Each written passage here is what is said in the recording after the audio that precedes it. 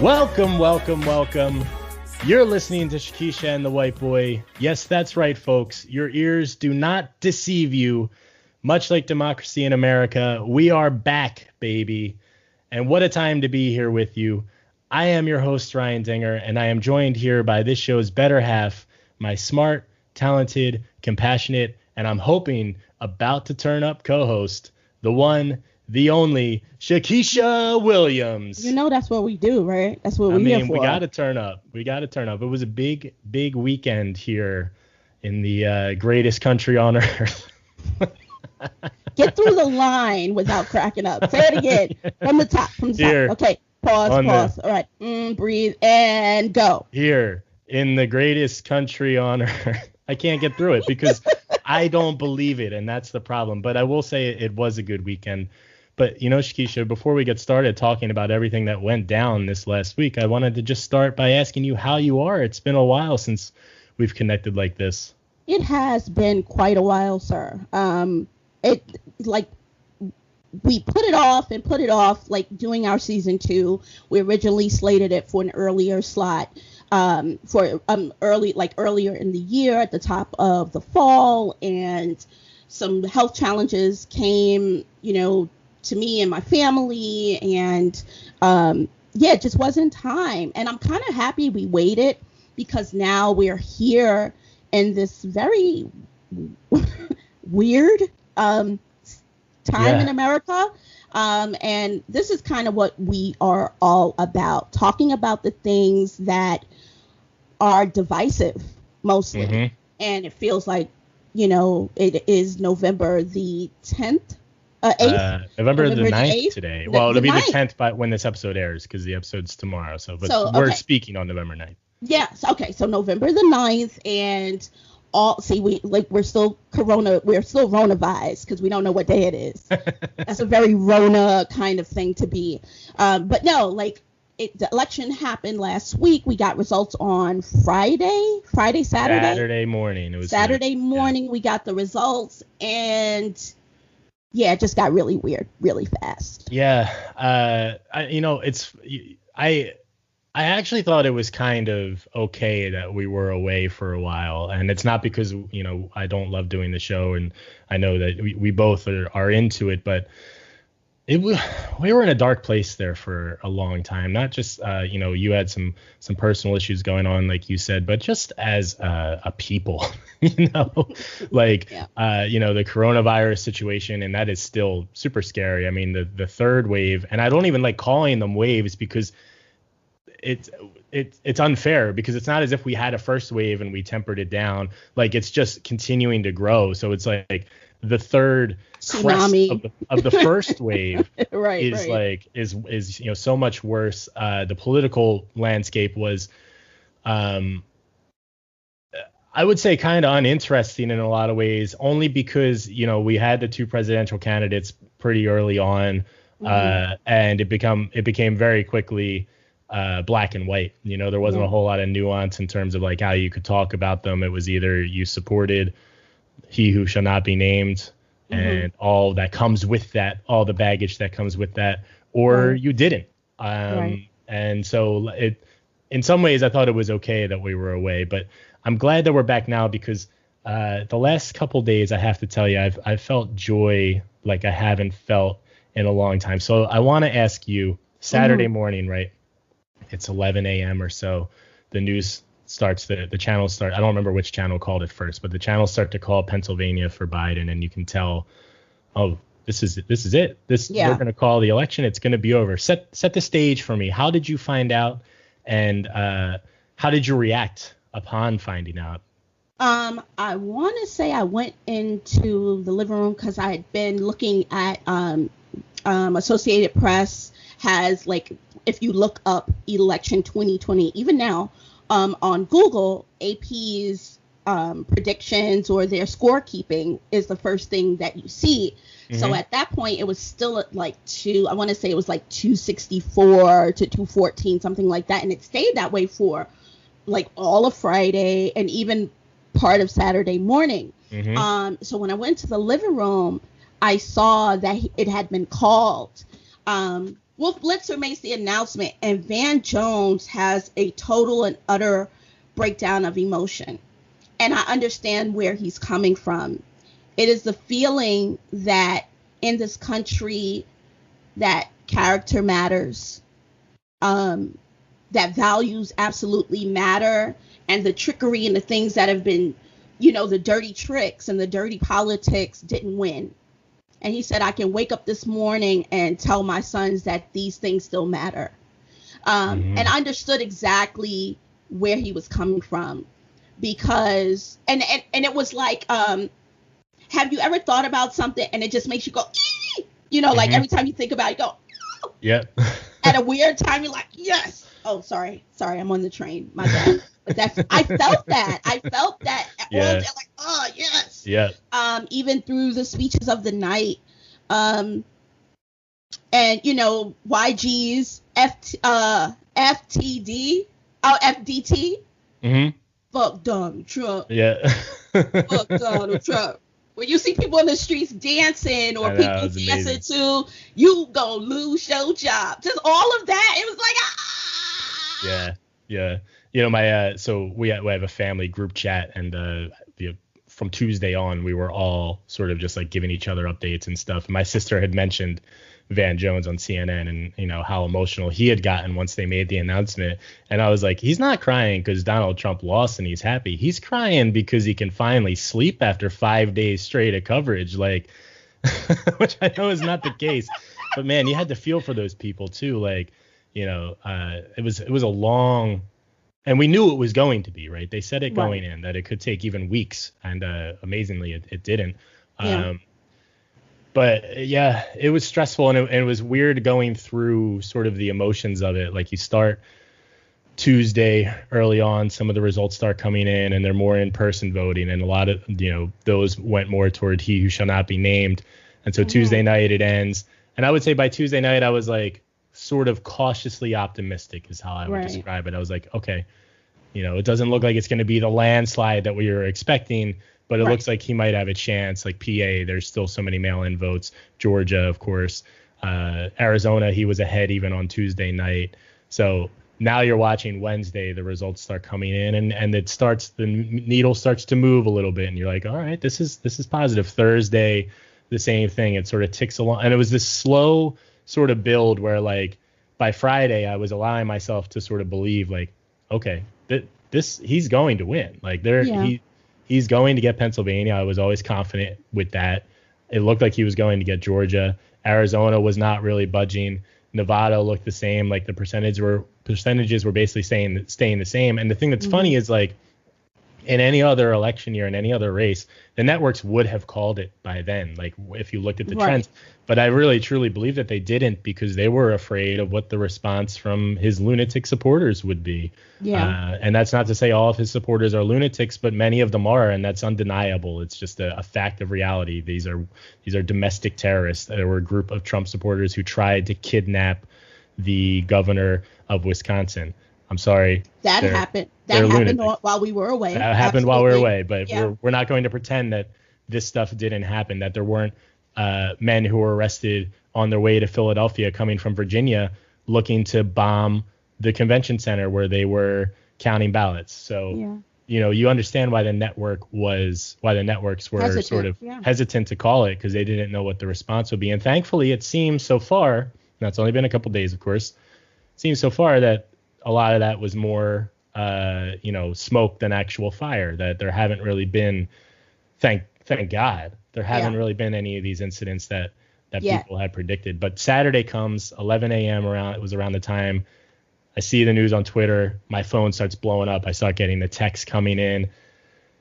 Man, it was like, I feel like I haven't felt that kind of joy, like real, true, elated, ebullient happiness since at any point in this year, really. Like, it's just been one sort of kick to the gut after the other. Absolutely. So I really feel like we as a people really needed it. And the thing that I have been saying to people is, like, we need to start having more days like this as a nation. Like, we really need to start finding these victories, because, you go out in the streets here in Brooklyn, and, like, I had to go, like, honestly, we did not go out in the streets and party.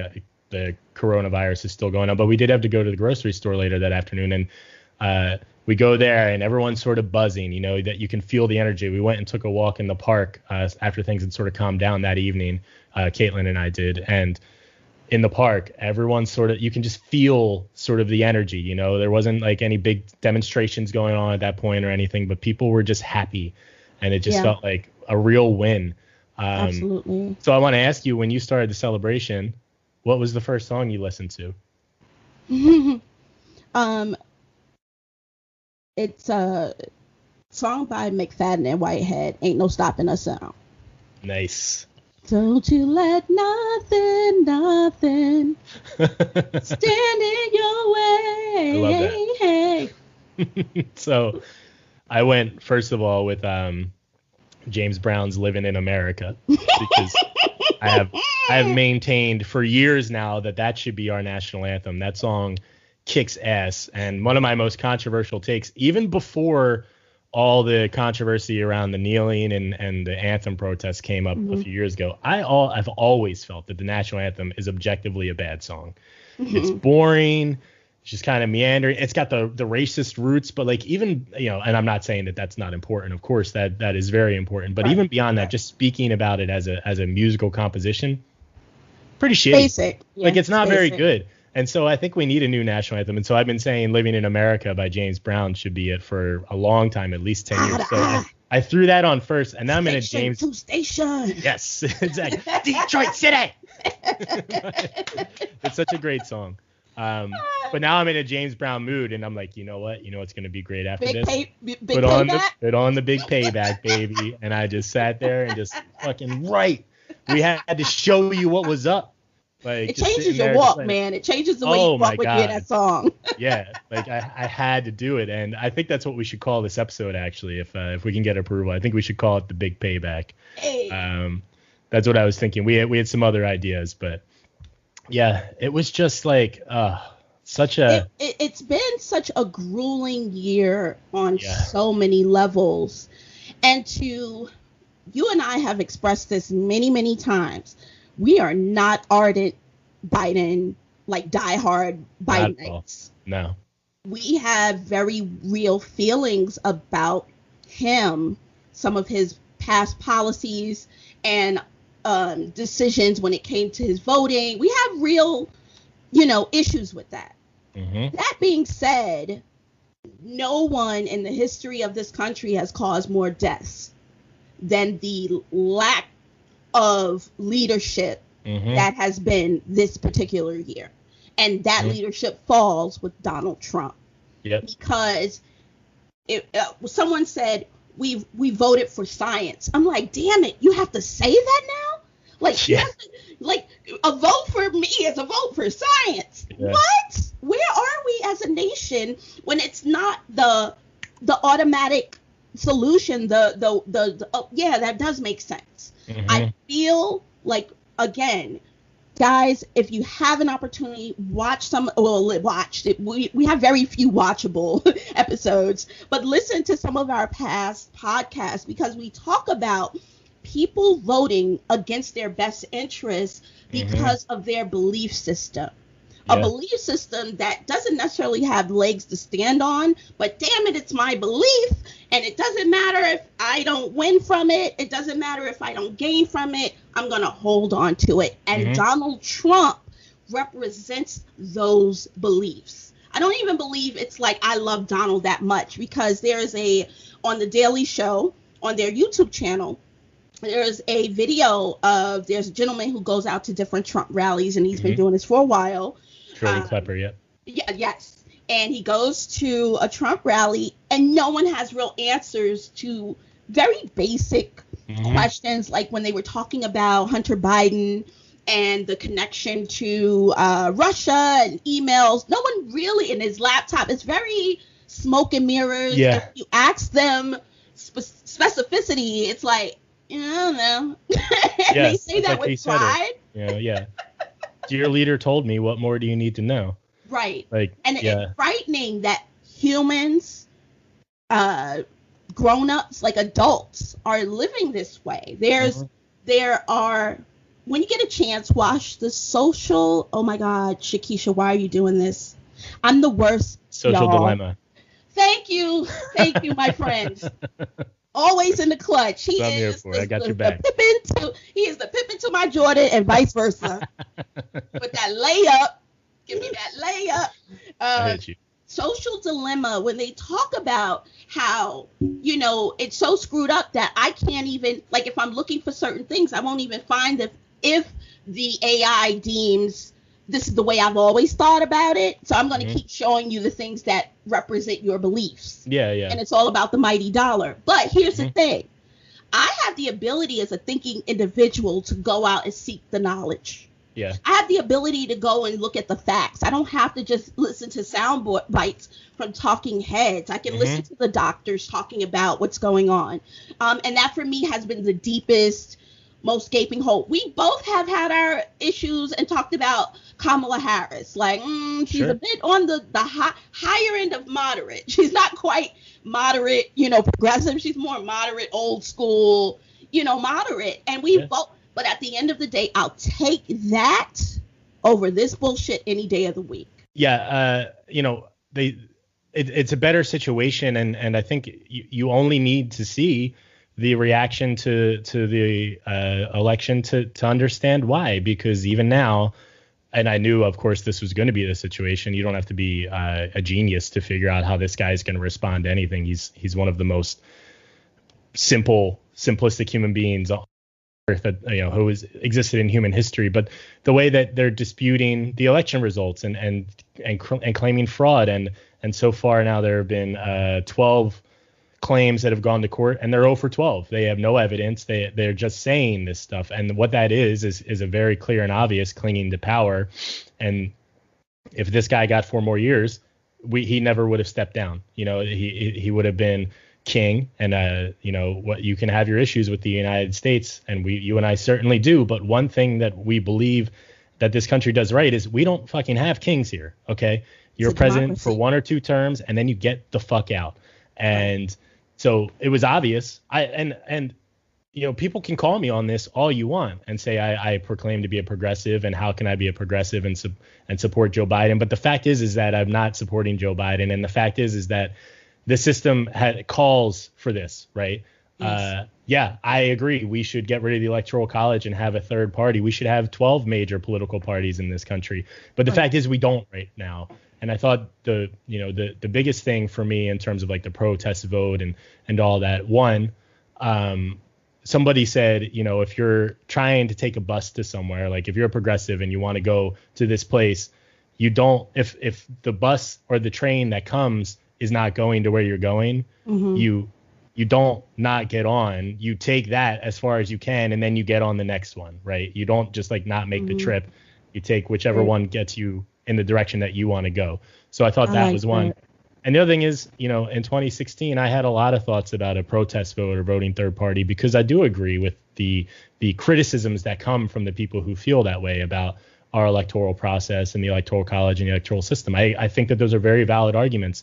But you know what I noticed in 2016 that got me to shut the hell up real quick about the idea that I was going to not vote for Hillary in that year or not vote for Biden in this year? The only people I ever see talking about that are white people.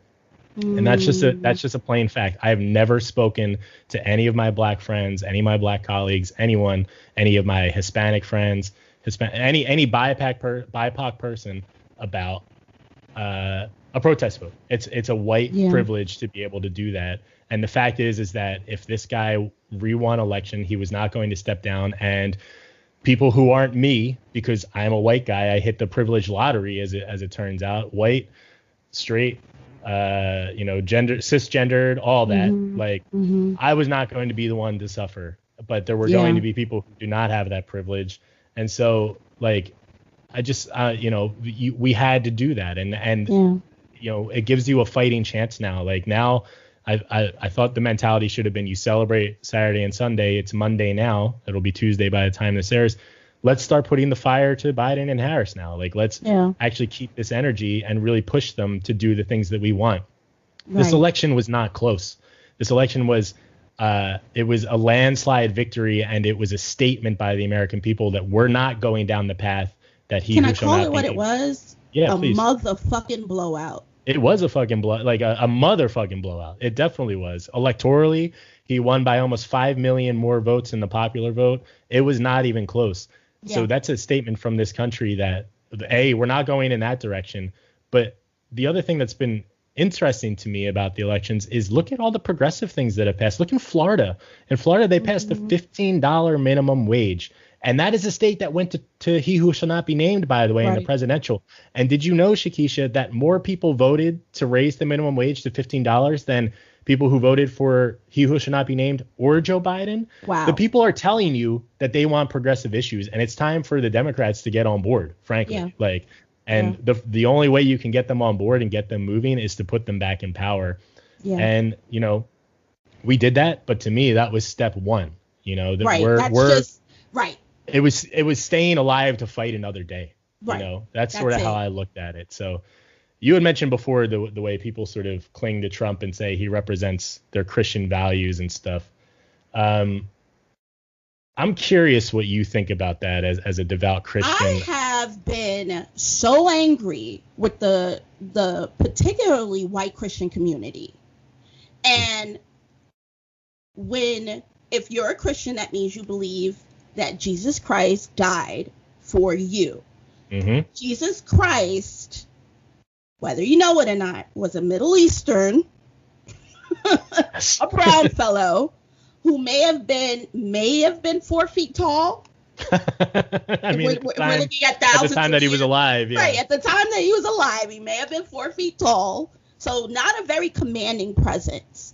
But what he represented has spanned centuries. And for you now to use politics and to make political, like Kenneth Copeland, when I was younger in my Christian walk, I would listen to him because he had a morning show, and he would have a lot of pastors that I was familiar with, black and white, and I'd listen to him in the morning because it was like a good way to kind of get a word in before you start your day. I am so mortified by his behavior. It's almost possessed to me, and not Holy Ghost possessed. And I apologize to anyone who is a patron of his, because he has several channels. And by the way, I counted 5 of those channels are for are America This or America That. Even in service, there are. So I went to a house of worship that carried all of the, like, not the United Nations flags, but flags from around the world. He had American flags on stage, and 2 of the pastors dressed in red, white, and blue. To me, it is beyond. What needs to happen now is a unification of Christians, whether you're white, black, Democrat, or Republican. I don't even know what is going on. Christianity has been way too Americanized. Yeah. Way too Americanized. 100%. It's time to get in touch with the spirit. It's really time to get in touch with the spirit, because God doesn't see Democrat or Republican. He sees your heart. And if you don't have a heart for people, if you don't have a heart to see a mother torn away from her kids, or it may be a smaller number now, but at last count it was still 500 kids who still weren't with their parents. And by the way, some of these were infants at the time, so if their mom and dad even saw them, they probably wouldn't even recognize, the kid wouldn't recognize them, and they wouldn't recognize the kid. So at this point, I am sick to death of Christianity that has taken a stance in politics. There is a time when we have to get in front of our elected leaders. That's all of us. All of us. There is a time when we have to fight for the things. We hear what the people need. And in that role of leadership, we can go to someone and say, look, there are families right now struggling to pay the rent. Is there anything that we could do with your company, with your organization, and for them to take a lead on that? Yes, absolutely, 100%. That's not bipartisan. It's not a partisan issue. It's just a human rights issue. Mm-hmm. When you begin to celebrate the flag and whether you want this guy, you are doing the wrong. Do it in your home. Do I it with your believe friends. there's a commandment against this, actually. Thou shall not put false idols before me. Yeah. We're done with that because they've been worshiping that false idol, Yeah, the DT almighty for dollar. a while, for a while, and a lot of them have suffered, and a few of them have died because they have worshipped that false god. Yeah. Because they didn't want to wear their mask, and I don't understand why white people don't want to wear the mask. That's another episode entirely. That's a whole. Why we don't start talking about that? We're gonna be here for 4 hours. Have Future could have a whole kind of line. That's definitely another conversation. Hey guys, Ryan from Shakesha and the White Boy here. Is creating and hosting a podcast something you want to do? Maybe you've listened to our show and thought, hey, I can do this. Well, I've got some great news for you.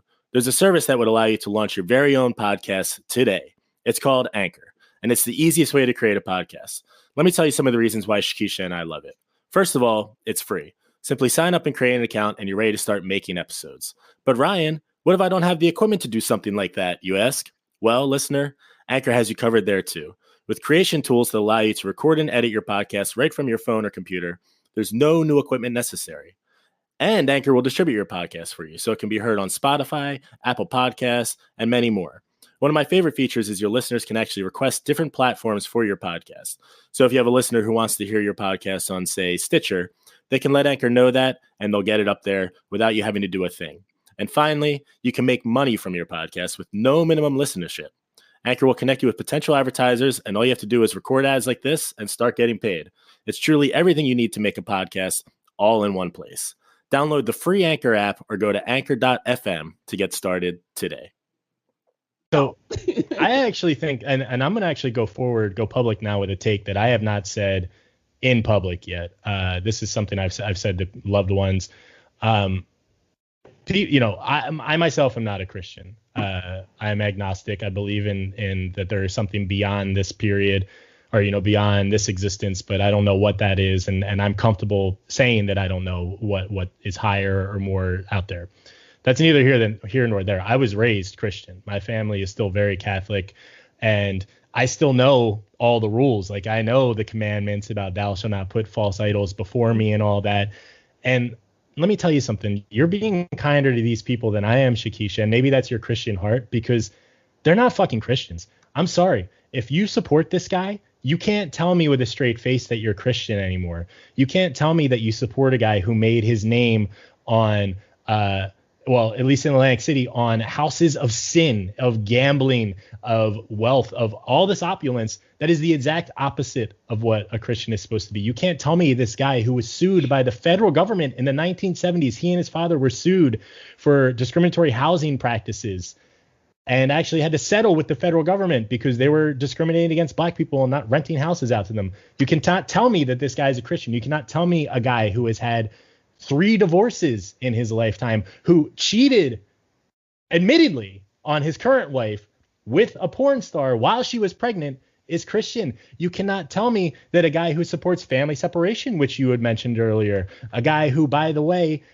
was found in ICE concentration camps, because that's what they are. They're holding these people in concentration camps. A guy whose administration was giving women forced hysterectomies is Christian. You can't tell me that you're even pro-life at this point, because guess what? You're not, and I'm not allowing it anymore. Like, I'm so tired of hearing that these people support him for their Christian views, because he's not. I'm sorry. He's not. There's no argument that he is. Joe Biden was in church on Sunday before Election Day. Donald Trump was on the fucking golf course. I'm so sick of hearing about how this guy represents all that there is to, the be all end all of Christianity. And I have family members who say, well, I'm pro-life and that's why I support him. Well, get a fucking clue, man. You're not pro-life if you support him because of all the things I just said. And B, I guarantee you at some point in this guy's life, he's forced the woman to have an abortion. I don't have proof of that, and I'm not claiming that is a fact. I guarantee you it has happened. I am 100% sure that it has happened. He has forced a woman to have an abortion because one of his mistresses got pregnant. She was probably a 16-year-old girl or something, knowing his history. By the way, a guy who hung out with Jeffrey Epstein. You want to talk about, the pedophilia ring and all that.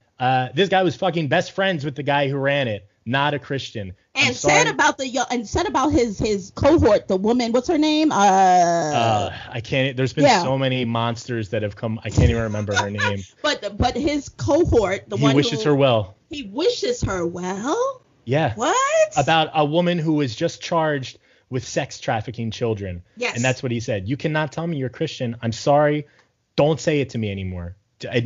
Own what you are and own what you support, because you can't hide behind that you're a Christian anymore. I'm not allowing it. You're not pro-life.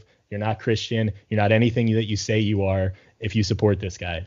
I honestly, it's very strange being a parent I would even go as far as the Obama years, even that. It's hard to teach your kids what they call the golden rules, or, treat people like you want to be treated, because that has gone out the window time and time again from the Republicans, and the basic laws, or the basic new laws that Obama was trying to set up. And so I say this saying that I'm not an Obama fan. Okay. I'm not, I like him as an individual, but a lot of the things that he did, I'm like, wow. Totally in hindsight, it's the drone striking, and I have a lot of issues. I take most deportations for a U.S. president ever. Yeah.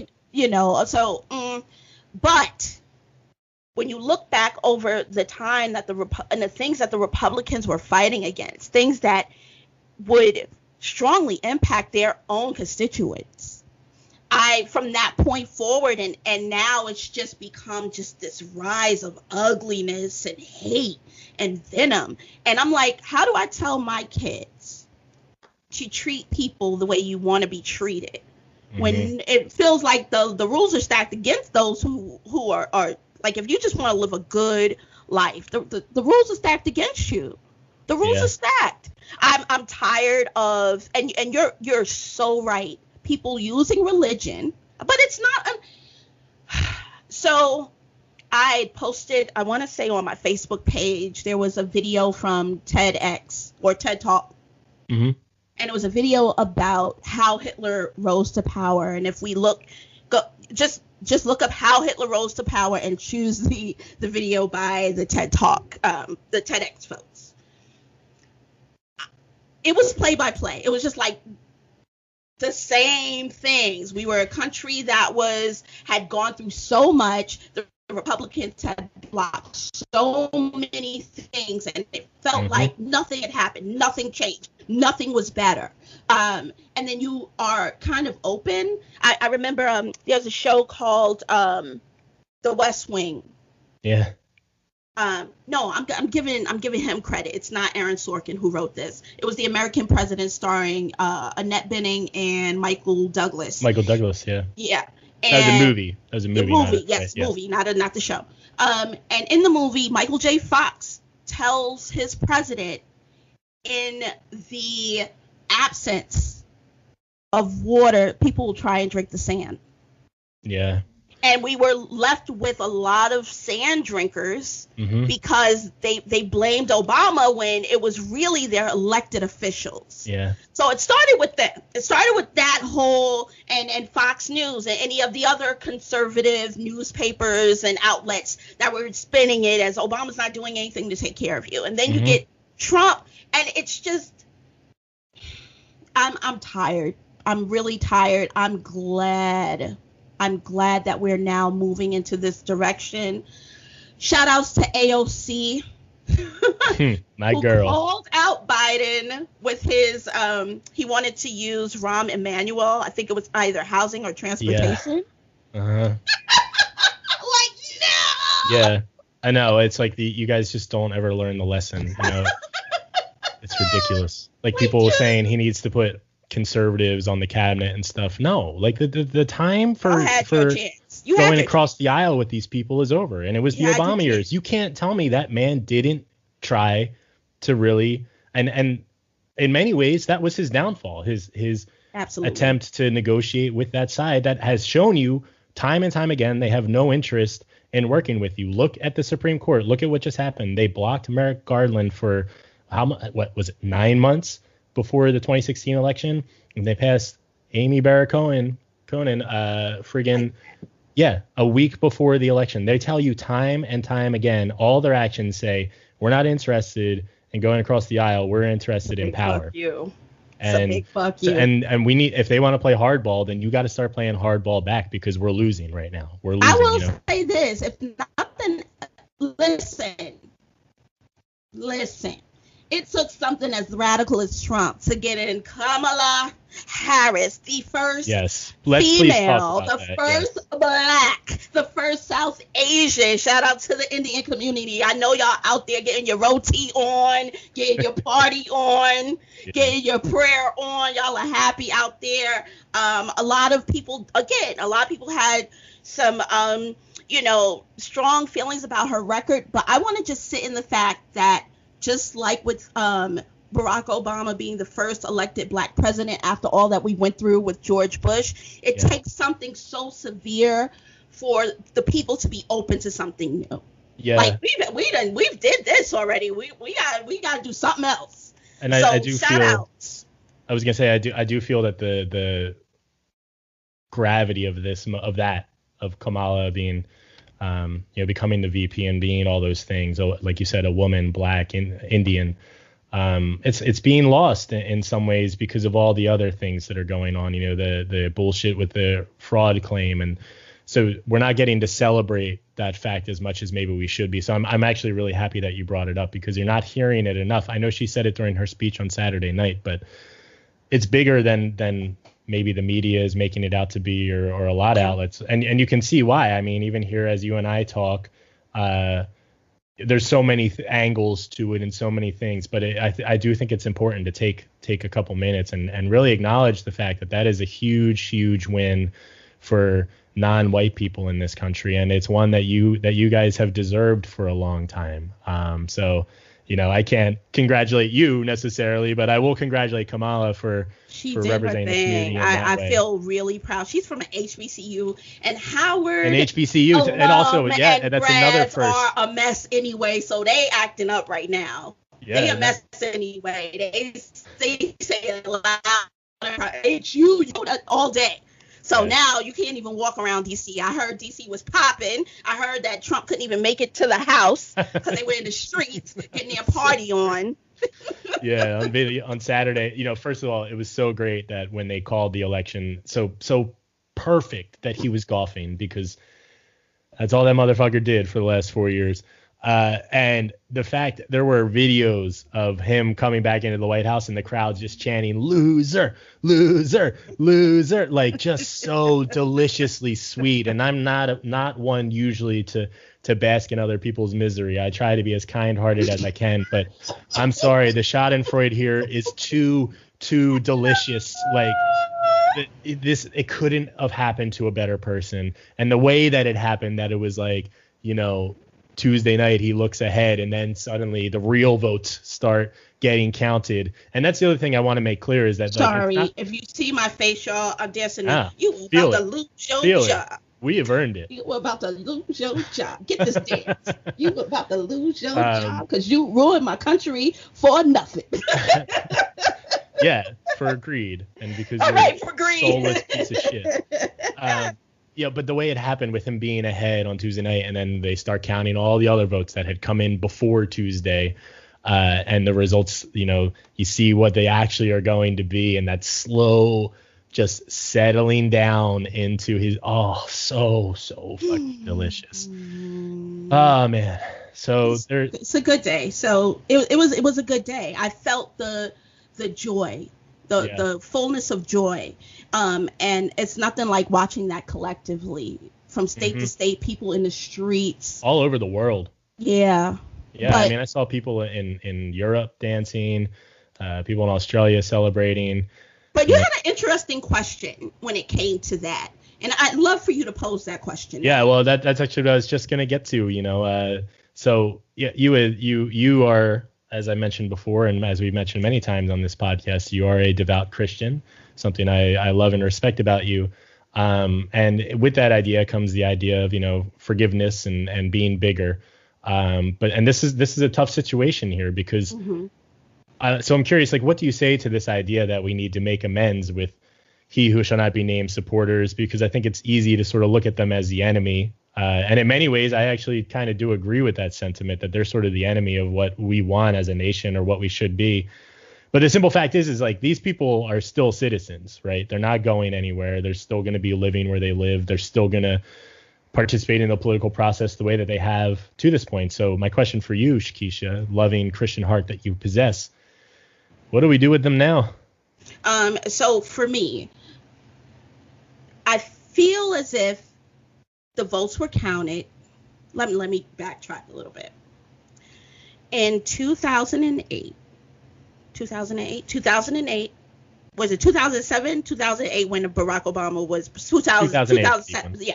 No, it was 2008 was the election. Yeah. Okay. So when he won, when it was predicted that the numbers were counted, he won. John came out and gave an incredible impassioned speech. Mm-hmm. And it was mostly as people were booing. This is like the first 2 minutes in, people are boo when he mentioned Barack Obama. And he said, no, please. He talked some more and they started booing again. He gave like a look and it quieted down. He talked about how historic it was. He talked about that he believed this was a good man. He talked about getting on with the day-to-day of this country and doing what was good for the people, that it was a democratic process. It had been done. Say no more. We're moving forward now. I don't agree with him. He doesn't always agree with me, but we're going to do this together. Mm-hmm. And in that audience, you could slowly see the people kind of flipping into that. Yeah. So we'll never get that kind of leadership from this guy. No, we'll never get 45 saying anything or being anything presidential that isn't about him giving himself a pat on the back. So I don't expect it. If I heard anything presidential about, the people who've lost their, if I heard any sort of empathy, it would surprise me. I'm like, oh, he finally read something without adding his own shit to it. So if I am, and the other thing I've realized, so I'm getting to the point. One of the things that I've realized is that most people, and I apologize if this is insulting in any way, but most people need something to define them. So if I'm, I vote for Trump or I vote for Biden, like it's a definition of, it gives them purpose. Yeah. If I'm someone who, as a Trumper, if that defines me and gives me purpose, and that purpose is walking out the door, I need to find another purpose. Mm-hmm. I need to find another definition of purpose. So I have a heart for people. Like I can sit I got in a cab, Uber recently, and had a conversation with someone, and before long they were like, my father always told me don't talk about race and politics. I'm like, no, I don't think that's true. I think if we don't talk about race and politics, this is why we're yelling into the void the way we are, because we won't talk to each other about it. Mm-hmm. So I wouldn't let him off the hook on that. And he said, something, you're right. And I told him to listen to the podcast. Shout out to us. Yeah, SATWB. But at the same time, not everybody who's racist voted for Trump. Not everyone who votes for Trump is a racist, but all the racists vote for Trump. Yeah. You can't possibly believe in Black Lives Matter and vote for Trump. You can't possibly believe in, taking care of children and vote for Trump. You can't possibly believe in in women's rights and vote for Trump. You can't possibly believe in the environmental issues and vote for Trump, because he has gone out of his way to define himself as someone who really just doesn't care about any of that. Actively damaging, dismantling these things that have been set up over time, decades, to even make happen, and he's dismantled them in a 4-year term. So that being said, I can love a person, because a person can be rationalized, can be reasoned with. I can talk to you sitting across, a burger or, in a coffee shop, and you and I could talk, and we shake hands with, and you get into a crowd with the other people, and you're freaking mob. Yeah, you're a mob. You're a dummy. You just right out the window. So you've given your allegiance to this person he's lost. He's not a good leader because he will never. Right now, I can't wait to see them drag him by his feet out of the White House. I can't wait. God, I'm praying for it. Ooh, it's going to be juicy. It's a juicy bite. But whatever that end looks like, I don't see him ushering Joe Biden in, shaking his hand. Nah, definitely not. I don't see any of that. Chance. I never thought that was going to happen. And it's the worst part of any individual. He is the worst part of us all. Like, we all have that in us. Sure. We all can be petty. Like, we are all. I've been petty with my husband more times than I would like to admit. Mm-hmm. Like, he get on my nerves and I'm petty. Like, I won't speak to him or we've all been there. Yeah. We are so, we can be petty, but I will never, if I'm in a leadership role, I won't allow myself to be that person. And if I align myself with someone like that, that's something I have to look at. I have to look at. So my heart is for people, and individually, I love people, but y'all got to get it together and find yourself something else to believe in. You know what I think about a lot? I mean, I think that's a great point. I'm skeptical that that will happen quickly. I think it's going to be a long road to get there. But the thing that actually, there's all these conversations now about this. Like, you got to make amends. We got to bury the hatchet and all that. Well, like, no, I kind of don't want to bury the hatchet. Like, I'm not going to forget the people who I found out supported this man. And I honestly, I look at them differently. And I'm not saying that I don't have love still for family members who supported him and that I don't see the other aspects of their personality, but I'm not going to forget the way that they acted during these last 4 years, and the things that they continued to outwardly support.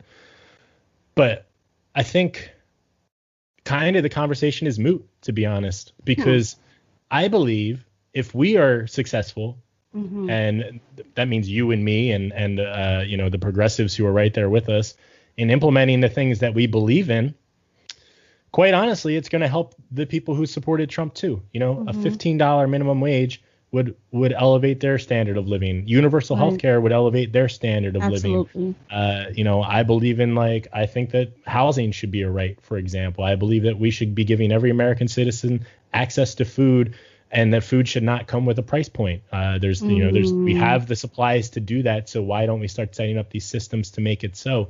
And if we're successful in beginning to implement some of these things, let's say Green New Deal and universal health care get passed in the next 4 or 8 years. Green New Deal would launch, millions of new jobs. So that would be a huge boon to the economy. There's the purpose you're talking about. You get some of these people who maybe lost their jobs or something into a new industry. You provide training for them to come into this industry. That would be a huge, huge boon to our economy. There's a better quality of life there. Universal health care, stop having people going bankrupt because of health problems that are completely out of their control. To me, that's how you root it out. And it goes back to exactly what you were talking about before with the American president and Michael J. Fox's great line is, all right, these people did this because they were for too long feeling like they needed to drink sand. Well, let's start giving them some water. And that's the thing that I really try and reinforce is, like, when you and I talk about these things that we believe in, what we believe this country should be, and the things that the opportunities that it should provide people, I think we both agree. We mean literally everyone. I'm not trying to discriminate against any American. When I say universal health care, I mean every single person. When I say a $15 minimum wage, which, by the way, I think is actually a little too low based on the rate of inflation, but that's where the conversation is right now. I mean federally, I mean that across the board for everyone. So I think if we can be successful in beginning to implement these things that we believe in, problem's kind of going to take care of itself. I think you still will have the lunatic fringe, of course. You will always have people who are insane and who cannot be reasoned with. But I think most of these people, if you start giving them something to make them feel like their life is okay, that they're not going to be out on the street or starving or any of those things, any of those natural fears that every human has, that they're loved and cared for by their government and by their fellow citizens, that's what's going to drive it out. I think it's a real love drives out the hate kind of vibe. And so that's why I think, when they say, well, how do you make amends with these people? I'm not going to forgive you for what you did. And I'll say that right to your face. I'm never going to forget that. But that doesn't mean that I'm not. A screenshot all of your. Right. I have them in a folder. I got the receipts. I have a real good memory. Right. Anyone who knows me will tell you my memory is upper tier. I don't forget stuff, and I always have the receipts when I need them. Right.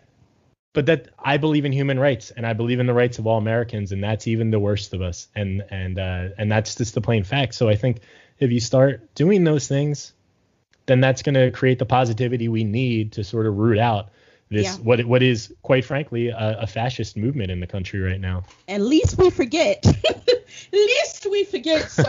Sir Ryan, there's still the Senate that needs to be voted in between now and January. So there's still a fight. There's still work that needs to be done. Yeah. Like we gotta get what's Turtle Man's face? Is it McConnell? Turtle Man? Yeah. We you know what? Actually, I'm gonna make a rule right here. I know this isn't an official season episode, but we can still make rules. Yeah. During this time. Okay. Official SATWB rule. Going forth, we shall only refer to him as Turtle Man. Continue. Turtle Man. You know who we're talking about. That 78-year-old fucking bat. Go die already. Christ. Oh my God. I love drives out the hate, and now I'm wishing death on someone 2 minutes later. And that's really the kind of year it's been. That's kind of the year it's been. It's just it's that kind of year. Turtle Man, what were you gonna say about him? Turtle Man, Lindsay. I swear Lindsay's the little guy from Will and Grace. I forgot what's his name. Leslie. Lindsay is just I don't know if it's because he's Southern, but Lindsay gives me fancy vibes. You're not the first to say that. Some other people have made this claim. I'm just saying. I was a kid and I knew Patch was. I was a kid. I have the DAR. I definitely have Commandar, so I know. Lindsay, get your ass out. We need to get their asses out of there. Their power is rooted, it's systemic, it has gone too far. So we got a lot of work to do. There's a lot of clearing, got to clear out a lot of the clutter, got to cut a lot of this shit off. And we got to hold our smaller elections. We have to be a part of the voting for the DAs, and the DAs are voting for the, all the things that are going to lead up to the big office, because it's just one part of the show. Mm-hmm. I feel like at the bottom, it starts at the bottom. You know what Drake said? Starting from the bottom, now we here. We got to make our way to here. You can't. We got to start with our local elected officials. We can't always jump on the bandwagon of just the presidential or the Congress or the Senate. We got to really go for this, and we got to root it all out, and we got to get to know these people. I know it's not easy. I know it's time consuming. I know you have a life and a job and kids, but your kids matter, and the people who are going to serve you matter. You can't sit on your ass anymore. You got to be a part of this, because I promise you, where the cops who are beating our asses are living, they're voting. Yep. They're voting for their elected officials. They're voting 100%. for their taxations. Yeah. They're in there. So when you don't say anything, you're actually saying a lot. Yeah. Standing by and saying, well, it's just too much. Who is the elected official? Okay, it's fine. No, it's not. It's not fine anymore. And that's what real progressives have to be about. That the groundwork, not just, okay, so we did that, and this is going to be a really weird 6 weeks. I'm not looking forward to it, actually. 6-7 weeks, I'm not looking forward. No, I already have the anxiety again. Yeah, I'm like, what is going to happen? How much more? You see the tweets and you see people saying really bad things. I'm hoping that the Secret Service is really in tune and understanding what this is really about, as they always are. Yeah. Shout outs to them. They put their lives on the line every day. But it's been so it's weird, because we started out, it was like, hey, yes, let's party. And then by the end, you're like, but wait, it's just not quite over yet.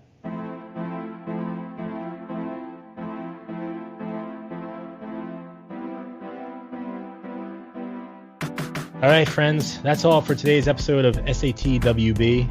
If you enjoyed it, please rate and subscribe to the show wherever you are listening. We promise you guys that season 2 is currently in the works and we will be debuting new episodes soon. But until then, you can follow us on social media at SATWB1, the number 1, where we will be sharing updates about our upcoming season and more new content. And we are so excited to get going again. This is only the beginning, my friends. Shakesha, anything you'd like to share before we sign off? I'm kind of bolted myself to the ground. I've put up my boards around my windows for whatever this storm is about to, whatever the storm's going to bring. I'm ready. Got my galoshes on because this is going to be something to watch. It's going to get crazy, but we're going to be right here together through it, and we're not dead yet. That's all I can say. So we got to keep fighting. Yep. Made it. And again, love drives out the hate. So let's just keep pushing for what we know this country can be. And we'll get there, I think. Yes. You know, maybe not anytime soon, but eventually. Or maybe even the coalition of the reasonable. That would be nice. All right. Until next time. Peace, y'all.